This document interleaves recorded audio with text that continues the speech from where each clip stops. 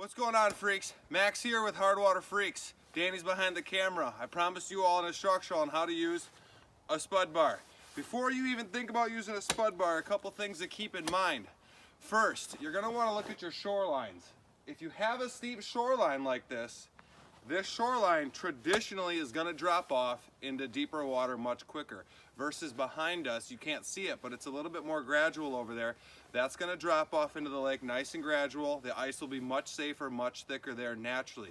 That comes from the sun is actually hitting this ground, keeping it warmer, because this is south, this is north. The sun from the south is going to hit this and keep this warmer here. Not to mention, deeper water in the winter, that warmer water that isn't going to freeze is going to come up here and keep that wide open. So that's the first thing you want to keep in mind. We touched basically a couple seconds ago about the southern sun. When the sun is in the southern part of the hemisphere, it's shining to the north. Those bays are a good chance of not freezing as soon as our southern bays. So you're going to want to look for southern bays, gradual shorelines, and if it happens to be a steeper slope, you can go ahead and check it out, but make sure you're extra safe because that is going to drop down to deeper depths right away, keeping it more unsafe at the shoreline. A couple things that people like to do wrong with their spud bar is they'll spud like this. Now the big problem, Danny, if you want to pan out here, okay, when you spud like this, you step next to what you're checking. Don't step where you're checking. Maintain distance. The way Danny and I like to spud is I spud like this. Then I bring my foot here, I step where I just checked. Now, if you watch, Danny, if you want to pan with me, how fast I can safely spud bar. My spud bar, every swing is 3 inches. If I swing and no water comes out, I know I'm on safe 3. So if you watch how I spud, I'm going to spud, spud. Now you watch how fast I can get this done.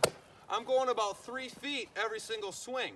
A natural walk pace is going to be almost the exact same pace here.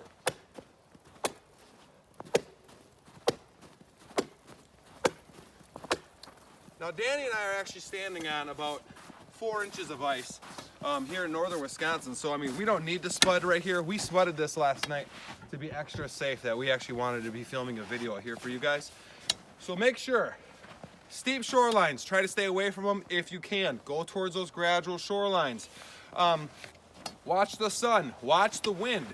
If you have a sun coming out of the southern hemisphere, casting those shadows over those tree lines, yeah, you can make ice, but if you're got an insane amount of north wind, it ain't gonna freeze anyways. So make sure you pay attention to the wind, the sun, the grade that you're actually gonna be scouting on, and make sure that you're spud barring in front of where you're actually stepping, not at where you're stepping, because you defeat the whole purpose. Thanks, freaks, and I hope that was instructional and helpful and boosted your knowledge towards safety on the hard water. Have a great 2018 season.